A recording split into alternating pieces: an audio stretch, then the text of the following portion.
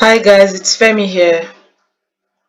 So today I'm going to be exposing the two teasers that SM has released for Espa's upcoming music video debut called Black Mamba. And I'm going to slow down the videos and give my commentary as we go along. By the way, I've seen these teasers before and I was very disturbed, very disturbed.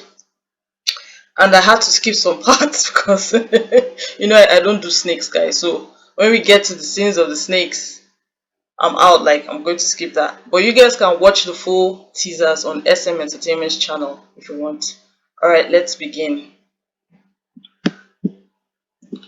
So in the first scene, one of the members is in the bathroom, washroom, which is very, very disturbing. She seems to be chatting with her avatar.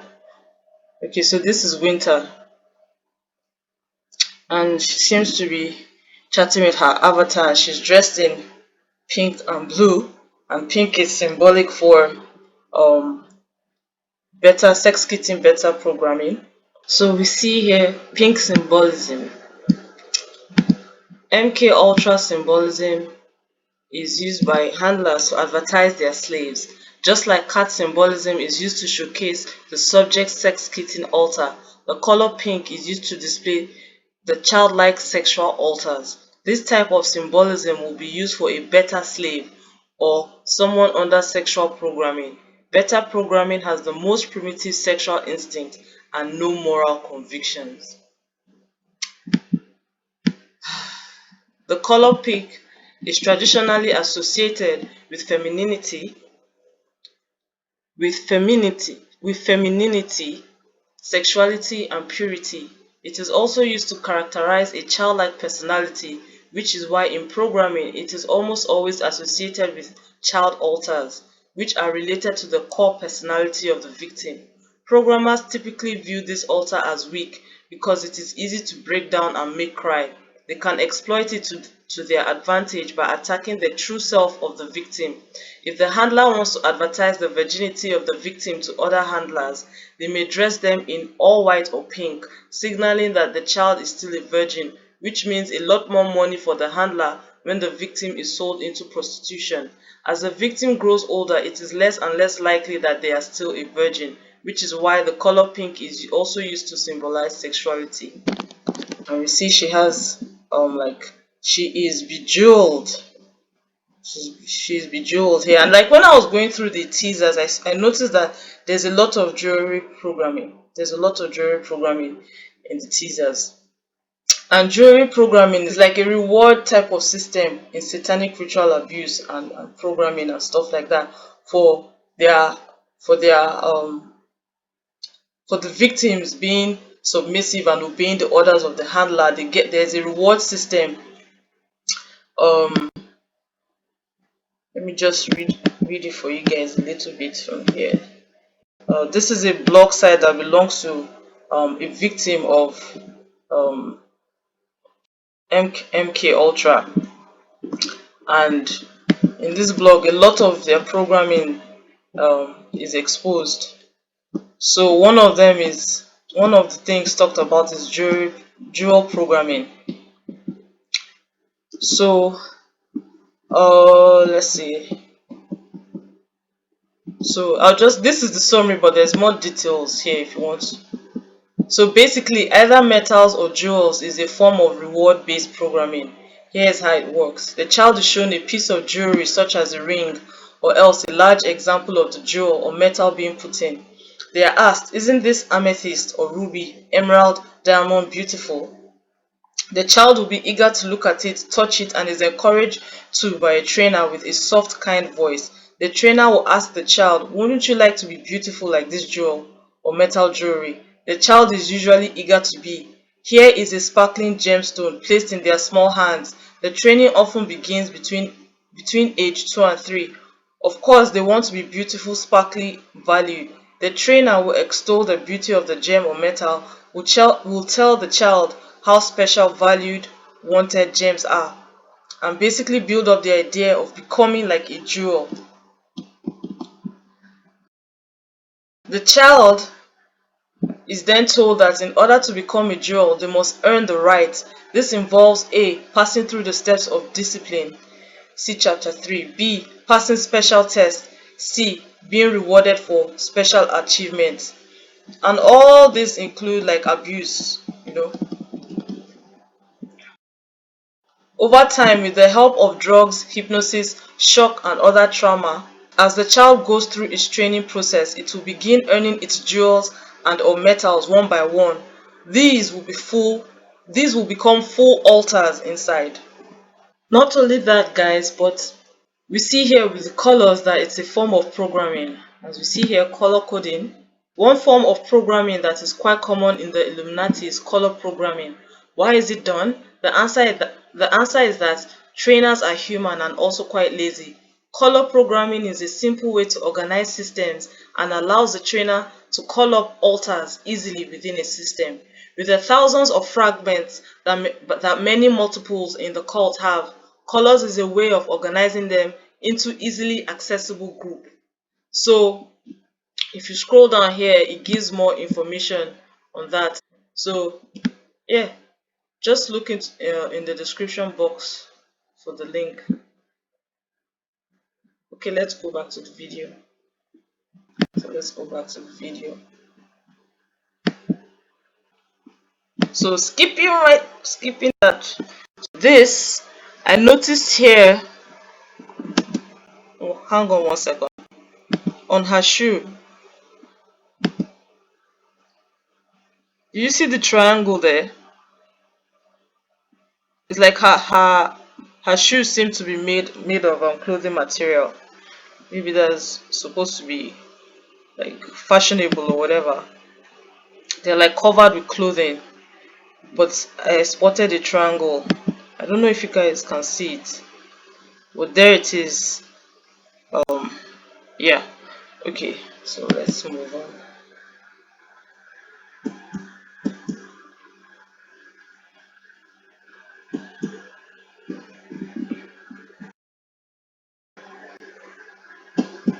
So you can see the magic circle. There's a magic circle here. And like I mentioned, like they love to bombard you with like colorful, very colorful things so that you're like mentally unarmed. Like when you see the colorful things, you're like, okay, this is innocent. Even if logically you know that these things are occultic, but in your consciousness, you're like these colors are like they're supposed to give you feelings of happiness and feelings of serenity and all these things. But what they're actually promoting behind all these things is demonic, you know so that's why like people are easily deceived when they see the colors and they see the beautiful K-pop singers and they see the jewelry and they look glamorous and they are dancing and they are so enthralled with their dancing and their singing and their talent or whatever. They just bypass the fact that they are being brainwashed, they are being conditioned, they are being spellbound. So here she's also wearing, okay, look at her ear. I don't know if you guys can see butterfly wings here. This is a butterfly, like one half of a wing put turned to the side, right? And she's wearing that here. And then you can see the butterfly here. And this is more dual programming. And this butterfly symbolizes monarch programming. So it's deep, guys. Here you can see that. Okay, so the people behind that, they are wearing black and they are in masks. So this to symbolize hidden altars, because their faces are masked and they are wearing black. So it's like there are altars that she herself may not be aware she has, hidden altars that she may not be aware she has. And the masks also symbolize that she's being restricted, you know, in this programming.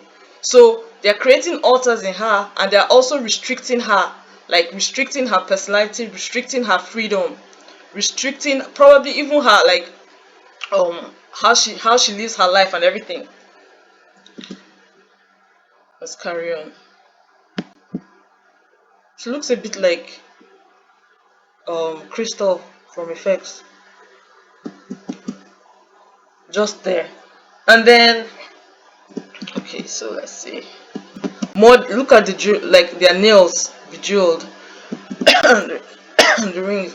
So here we see a pentagram on one of her nails, one of her fingernails. Then see here the snake. It's just nasty. It's nasty and vile. Black mamba. Ugh.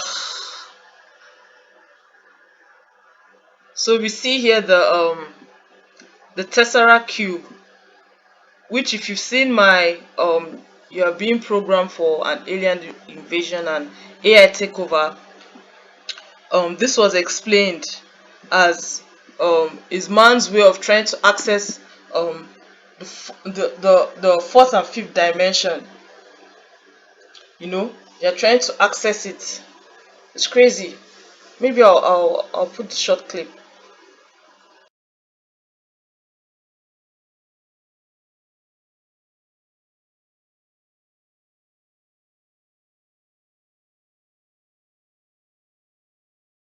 And as you speak to most scientists today, they will all tell you and proclaim to you in a way that seems as if they're almost blaming something out there that we're trapped in a 3D dimension. Regardless of who you listen to in the realm of science, they will tell you that we're trapped in height, width, and depth, but that they're trying to get to a fourth dimension. I want to tell you about the universe. What it is, how it came to be, what its building blocks are. I want to tell you how the future creates the past, which then creates the future. This distorted 2D pattern is called a quasi-crystal. A quasi-crystal in a certain dimension, in this case 2D, is a projection of a crystal in a higher dimension, in this case 3D. A group of physicists in Los Angeles is working on a new physics theory for a particular 8D crystal. Yep, that's right. An 8-dimensional crystal is projected to 4D at a very particular angle, which forms a 4D quasi-crystal. And from this 4D quasi-crystal, they derive a 3D quasi-crystal, which they believe is the fundamental substructure of all of reality. This 3D quasi-crystal has a fundamental building block, a tetrahedron, which is a 3-dimensional equilateral triangle. The size of each edge on this shape is the smallest possible length that can exist. This is called the Planck length. It's 10 to the 35 times smaller than a meter. Here's the weird thing. If a certain tetrahedron can be in any one of just a few possible states in a given moment, who or what chooses the state it should be in at any given moment? There are things that happen in quantum physics that kind of defy our sensibilities. Like particles pop in and out of existence. They defy any rational attempt to understand it. Particles can be entangled with one another. A particle can be here, and there's a barrier, and it can spontaneously show up on the other side of the barrier at faster than the speed of light. All of this is just mysterious. So when you get to 4 dimensions, the sides are 3-dimensional surfaces. And you can take this all the way up. And our brains can't picture what we call a hypercube, in some circles a tesseract. We can't picture a volume bounded by 3-dimensional cubes. What does it even mean?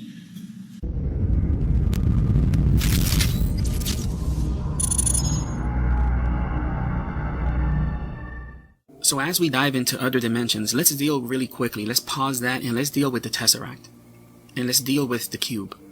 Let's deal with that 4th dimension. In that 4th dimension that was described by Neil deGrasse Tyson, which he was in awe of, is something that civilizations have been in awe of for centuries. You find the cube in the Nazi symbol. You find the cube in Mecca. They worship the cube. You find the tesseract worshipped in Kabbalah. You find it in video games. You find it in religious emblems all over the world. In films like Interstellar, they worship the tesseract, where as mankind was trying to get into that next dimension, beings from another place, another galaxy, interdimensional beings provided man a tesseract, a 4th dimension. It's really deep. But whenever you see this, that's what it means, a tesseract. And this is also in movies as well. But let's carry on. So she's looking at the screen and she's trying to figure out how to merge her physical self with her digital self, and the black mamba is going to help her do that, right? And we all know the black mamba is a snake. It's just so dark, so dark. So she has this futuristic looking toy gun that she shoots like virtual, some kind of virtual liquid too. But what I found interesting is that this right here, first of all, it's one eye symbolism, and then this right here looks like the Kabbalah tree of life. You know, the point and everything, the point of the tree of life. You know, I feel like this is symbolic of that, because nothing these people do is a coincidence. Everything is on purpose, every single thing. I'm telling you. Then look at how small the gun is. So you're telling me this small little gun is able, like, why did they need to zoom in so much to this small little gun for us to see that tree of life looking part of the gun? You know? So I don't believe that's a coincidence. But moving on. So we have this Avatar. You know the American movie Avatar. Their universe. We can even see here the tree of souls here on the right side. I don't know if you guys can see it. The tree of souls. The whole thing fits the agenda, the same agenda that was promoted in that Avatar movie, which is the agenda of mixing or merging with your digital self in order to become like a god and have powers and eventually be immortal. And to do that, in merging with technology, to do that, your digital self, you're eventually going to take the mark of the beast in order to do that, because that will change your DNA and stuff. And you know, like in the Avatar movie, right, you can see their universe, but the storyline itself, right, you see here Pandora, whose atmosphere is poisonous to humans, is inhabited by the Na'vi, a species of 10-foot tall, blue-skinned, sapient humanoids, more like demons, guys, that live in harmony with nature and worship a mother goddess named Ewa. Now that is witchcraft. Any worship of anything or anyone that is not the one true God, the Alpha and the Omega, Jesus Christ, is worship of Lucifer. So, moving on, it says here scientists use Navi-human hybrids called avatars operated by genetically matched humans, right? So basically the storyline is the lead actor, right? He's a paraplegic, and he replaces his dead twin brother for this project that they are trying to do in accessing this precious mineral resource on this planet. And that resource is hidden under a special tree called Home Tree, right? A giant tree called Home Tree right here. Now this guy, in order to even be able to walk about in that planet, they need avatars. So with technology, their minds, there's a chip implanted in their brain, and they are merged, and their consciousness is transferred to their so-called avatar, which is their digital self, you know. But the digital self, the technology in the movie had evolved to the point where the digital self could materialize, like and be able to like walk in a physical realm, you know. Because when they get to the Pandora, they are like in their digital body, but they are walking physically on the planet, right? And trying to look for the Home Tree. So that is what is all this whole agenda is leading up to. And like, you know, the Elite, the Illuminati, they use movies, they use video games, they use K-pop groups, whatever it is they need to do to condition the masses to believe that you do need to the next step of evolution for humanity is being evolved into a god, and to do that you have to merge with technology to be indestructible. Once you merge with technology, you'll be able to do things with your mind. You'll be super strong, you'll be super fast, like how Neo in the Matrix was. And you'll be able to, because it's also mixed with occult and witchcraft, you'll be able to like bend time, you'll be able to do all sorts of things. You have telekinetic powers and stuff like that. So when Jake was found by Navi, he was initiated into their culture, right? um he's rescued by Neytiri, a female Navi. Witnessing an auspicious sign, she takes him to her clan. Neytiri's mother, Moat, the clan's spiritual leader, orders her daughter to initiate Jake into their society. So first of all, we've established they're already worshipping Satan, right? As a goddess, because Satan masks himself as both a male god or a female goddess, or both, in different cultures all around the world. So he's initiated. So we know that him being initiated into the society, if you see the movie, that was also a spiritual thing and an occultic thing. So because of that initiation, he is now biologically connected to the tree, the tree of souls. So like we see here, it says despite Grace's argument that destroying Home Tree could damage the biological neural network native to Pandora, blah blah blah. So these aliens, these Navi people, they have a biological neural network. So that means that they are all connected with the tree, right? Through the Home Tree, they are all connected. And then with the spiritual tree of souls, with the sacred tree of souls, not only are they like physically connected, but their minds are connected and their spirits are connected. So there's a physical tree and there's a spiritual tree. The physical tree is the Home Tree. The spiritual tree is the tree of souls, right? So after Jake gets initiated, he's able to pray to Enwa via a neural connection. Since he's been initiated, he's able to pray to the tree. So this is nothing more than conditioning you guys, first of all, to accept pagan worship and pagan ideology. And also just to see here, this is about the universe of Avatar, right?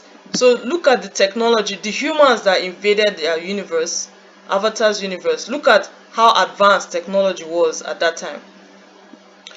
So it says that technologically, humans have achieved monumental advancement by 2154. Interplanetary and interstellar space travel and colonization, virtual 3D printing and holography mapping, and advanced methods of cryonics and psionics via synthetic telepathy interface are employed. Now, what are cryonics? They are the freezing and storage of human corpse, because the agenda of the Elite is to freeze their bodies, and be able to merge. After merging with technology, they want to be able to transfer their consciousness to an avatar body so that they can live forever. It's their demonic way of trying to establish immortal life without Christ. And that's like Satan's ultimate goal, the Antichrist's ultimate goal. And it is one of the things that the Antichrist will use to sell his mark, because he's not going to tell you that this is actually the mark of the beast. He'll say, no, with this you feel like a god, everything will be convenient, all your information will be there, you'll be able to move things with your mind. But people don't know that them moving things with their mind is actually a spiritual aspect of the mark of the beast, because at the time of the Great Tribulation, the supernatural will be as normal, because demons will be reigning on this world. Demons will be fully manifesting in different ways and possessing people left, right, and center. So the supernatural, those people possessed with demons, they'll be able to do many various occult things. So that will be what's normal, but they will see it as them having superpowers, because that's what we're being programmed to believe through superhero movies and all that.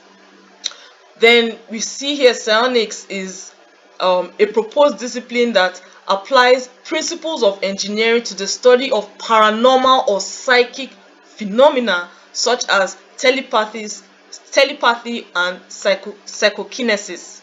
Okay, so we can see that, telepathy and psychokinesis, they are spiritual things, moving things with your mind or seeing things with your mind, seeing quote unquote futuristic things, all these things. But we know that they are demonic. Like, is power from the Holy Spirit. It's not powers that, we just developed. Do you understand? So it's like the devil's counterfeit version of the gifts and blessings and the things God does and gives his children. Is the devil's way of, trying to gift his own children, or making them think that they can have these so-called gifts. That's why, like, when you hear about psychics, you hear that they are gifted, that they have. You say, oh, I met so and so, he has a gift. What is their gift?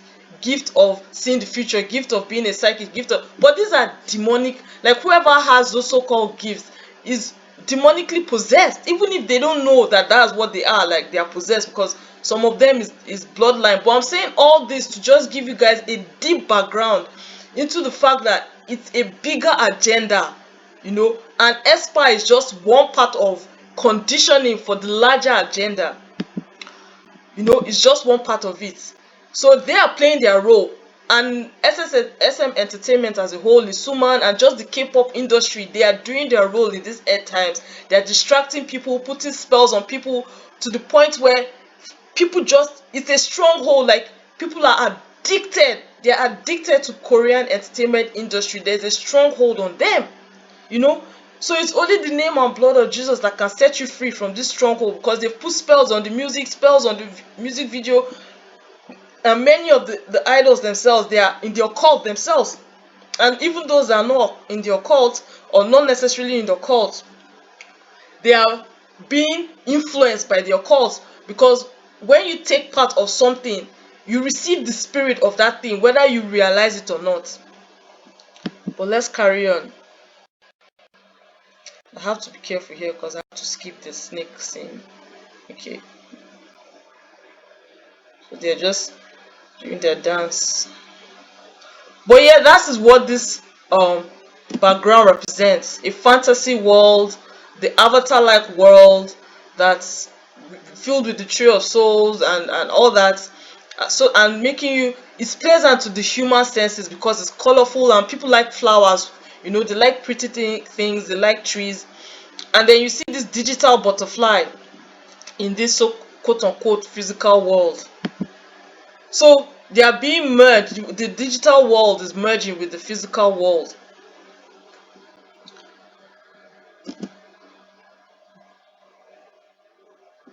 And you see the camera, you see how the camera is moving. The camera is moving like a snake, and it is looking for her.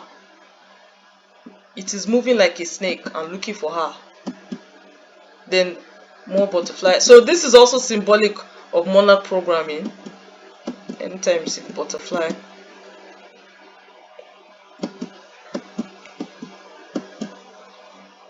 Just nasty and vile. So guys, I'm going to skip from here to, because this is the snake. Just nasty. I can't do it, guys. Yeah, so like I said, you guys can watch the teaser yourself. I'm skipping the snake scene. And here she seems to be caught in a demonic web, Honestly, it looks like some kind of satanic vomit and what. It's just nasty and vile and so dark. Like, I don't even advise you guys to watch these videos at all, because it's just like you have to pray before you watch them. Pray before you watch them, and pray after you watch them,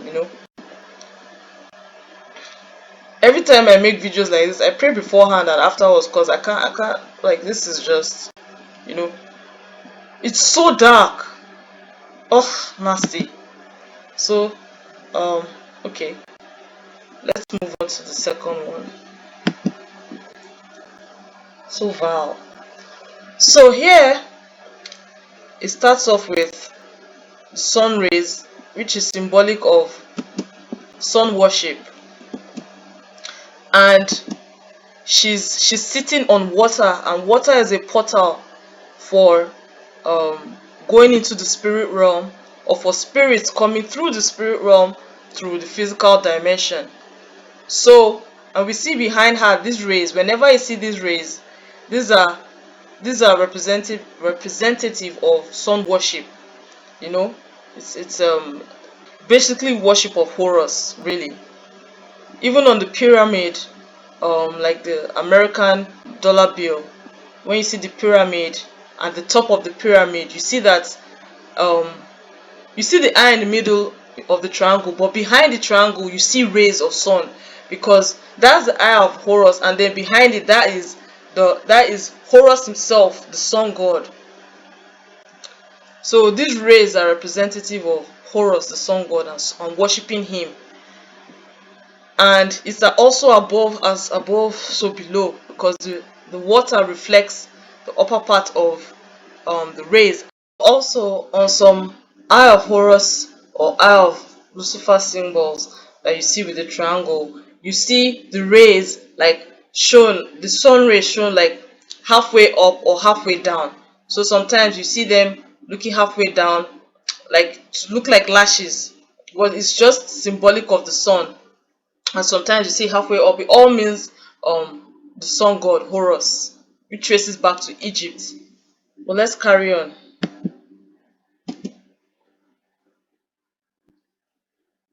So here we see that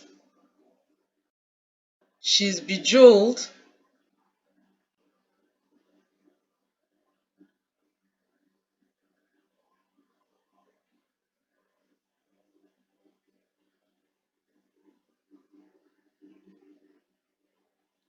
So here we see that she has black reptilian hands, right?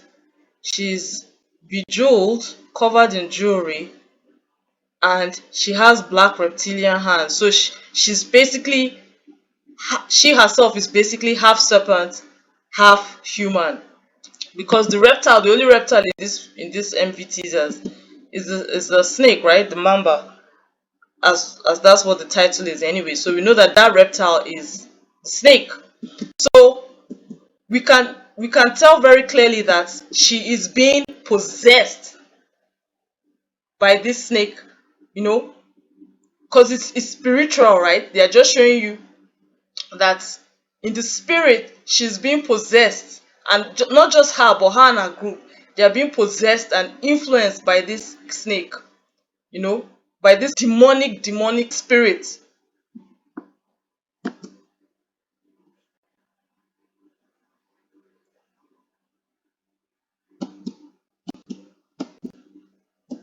So we see up close, you can see the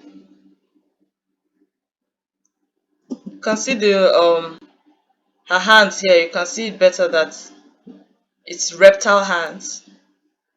So she's saying here that she's part of the black mamba. She herself has been merged with the black mamba, which is demonic possession, full blown demonic possession. I'm telling you guys.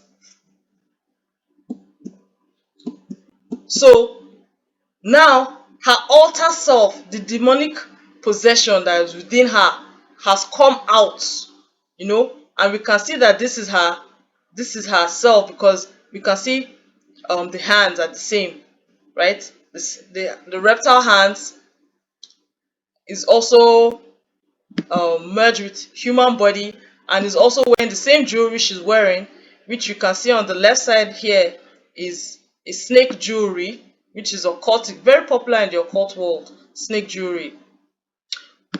And we see her necklace here is two snakes joined at the center of her neck. Can you see the two snake heads?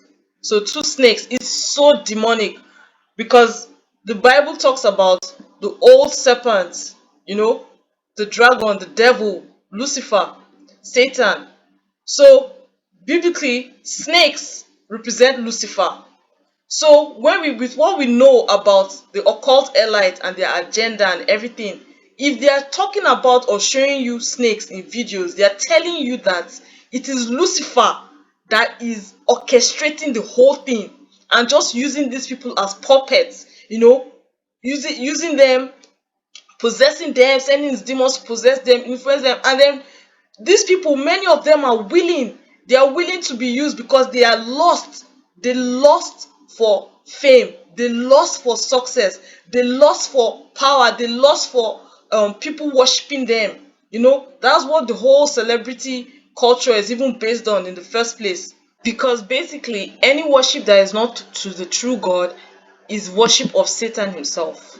Okay, so we see here the hand was making choking motions. She is being, look at her neck, like she's being held captive by this demon.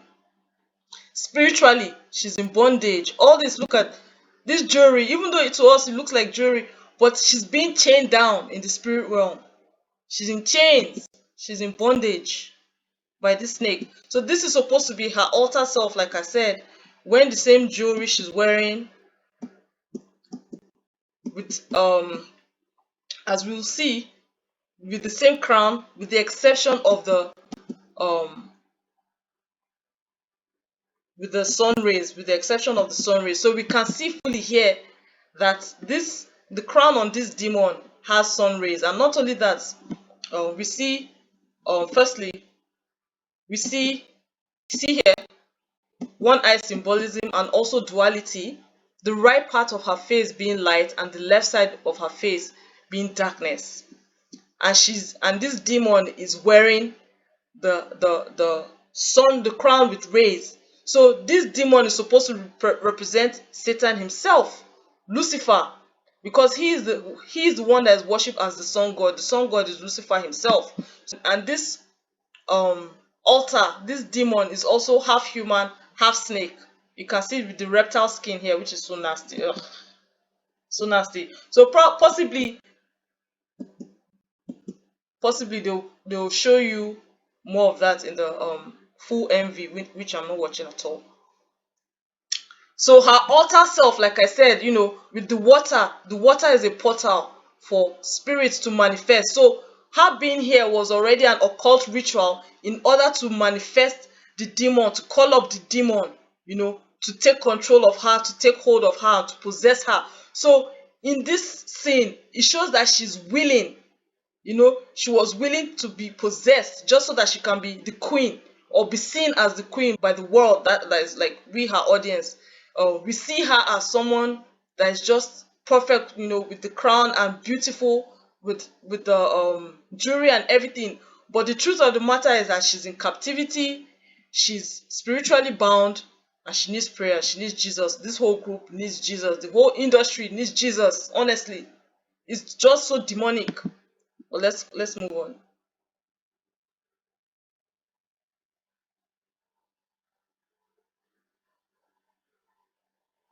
Basically, she's one with that spirit now.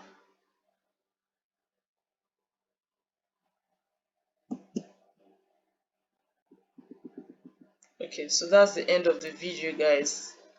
And guys, this is it for me. Like, I won't be watching the full MV, and I won't be exposing it. Like, if you want to see more of my detailed breakdown of the group and their whole agenda, you can watch my 2 videos I made exposing them, called the connection between AI and demons, part 3 and 4.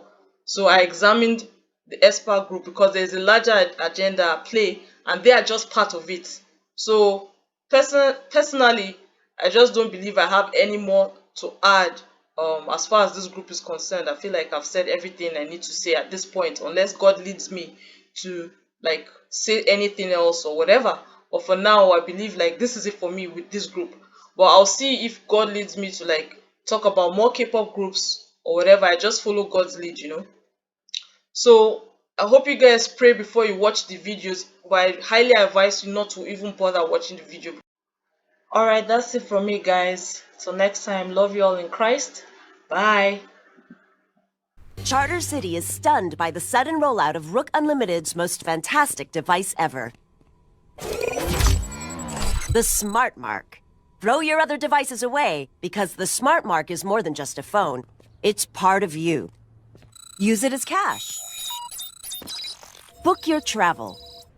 and even shoot video. Distribution points are all over the city. And don't let the lines discourage you. The Rook Unlimited Smart Mark is worth the wait. I never realized how wonderful technology could make me feel. The Smart Mark has brought order to my life. And the best part? It's absolutely free. A gift of thanks to our city from Rook Unlimited. 23% of the population has been given the Smart Mark, number 1. Time to test our system, number 6. The Flex Fighters are out there somewhere. Teaming up with Jonathan Rook, let's put our new recruits to work, subtly.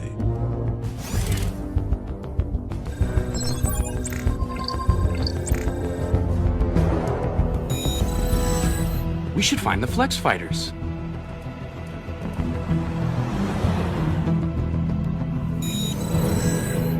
I ought to find the Flex Fighters.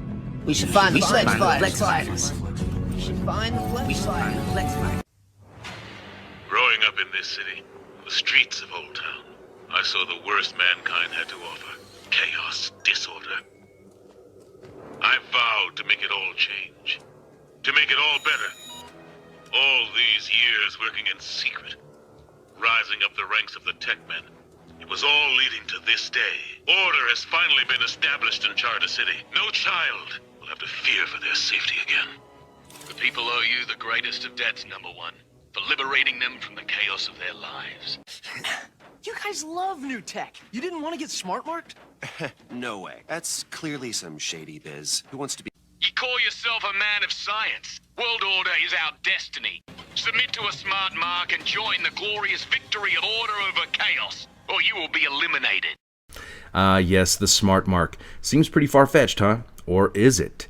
It actually might not be as far-fetched as you may think. In fact, much of this technology is already in development and is getting ready to be rolled out as we transition from this current system of control into the new digitalized system of control, which will be the cherry on top of the international surveillance state. So the Netflix kids show Stretch Armstrong starts off with what is essentially a digital tattoo. Now, digital tattoos have been in the works for years and have been said to have the potential to revolutionize the healthcare industry. For example, Microsoft partnered with MIT on a digital tattoo project which had many different uses. And now, digital tattoos can be used to track patients' health status. They can be used to access people's smartphones, people's social media accounts, and it can even be used for cashless payments. All of this as the US, China, and many of the world's central banks and governments are ready to roll out their own central bank digital currencies as we approach the coming cashless society.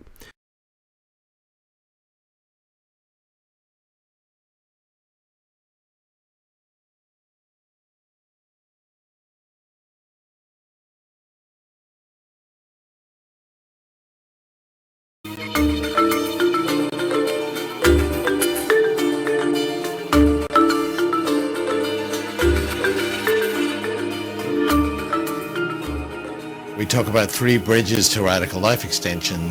Bridge 2 is biotechnology, reprogramming the information underlying our biology.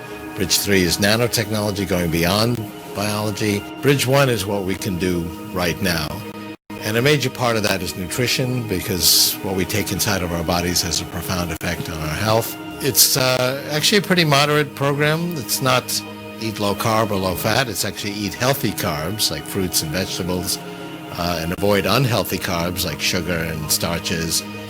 No, the goal of what I'm doing now, which we call Bridge 1, is just to get to Bridge 2, which is only 10, 15, at most 20 years away, which is the full maturation of the biotechnology revolution, where we can really reprogram our biology away from disease and away from aging. And that'll be a bridge to Bridge 3, which is the nanotechnology revolution. For example, nanorobots in your bloodstream that augment your immune system and can destroy virtually all disease. It sounds out of a science fiction movie. Yet it is. Why? Because when you see these films and you see these items that you see in Hollywood propaganda, this is speaking to you what their true intentions really are. To live eternally outside of Christ. To live eternally outside of God. to focus on the technologies of the future: nanotechnology, biotechnology, information technology, cognitive technology, genetics, and robotics. Doing so will allow us to find new sources of energy, create fundamentally new architecture and transportation, allow unprecedented developments of human cognitive abilities, refine artificial intelligences and brain-computer interfaces, simulate complex systems, create humanoid robots and cyborgs, and with the help of nanorobots, we may develop manageable matter. Find ways to transfer one's personality to an artificial carrier. Yet what we need is not just another technological revolution, but a new civilizational paradigm. We need new philosophy and ideology, new ethics, new culture and new psychology, and even new metaphysics. We must reset our limits, go beyond ourselves, beyond the Earth, and beyond the solar system. This is an adequate response to the challenges of our time. Thus, new reality and future man will arise. So it is very clear we are moving towards a new system where everything and everyone will be incorporated into this new digitalized system of control, where everything about you, every aspect of your life will be digitalized and centralized and controlled essentially by the establishment. And this is where the social credit scores will also really play a major role in shaping your decisions. So am I saying we're all going to have to get a tattoo that will contain all your information? Or will it be a microchip? Well, no, not necessarily.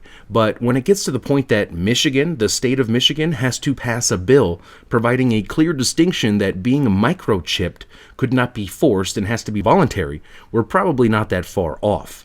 So going back to the Netflix children's show, the Smart Mark is rolled out suddenly by an evil villain.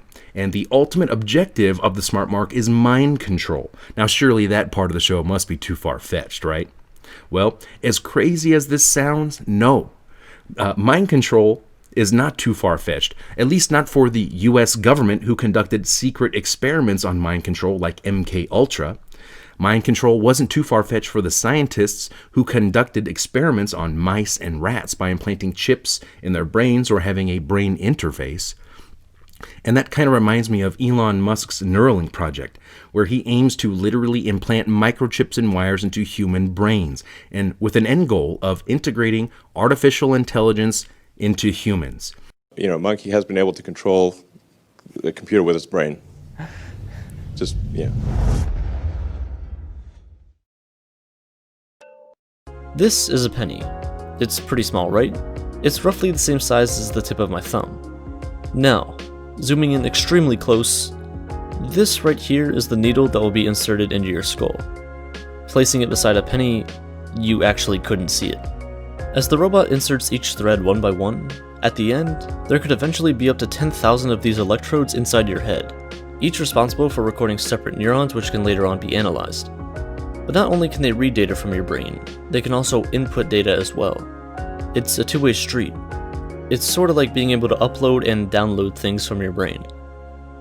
This project is essentially part of the World Economic Forum's fourth industrial revolution, where these social engineers decide and dictate the future of humanity for us. They openly talk about merging man with machine.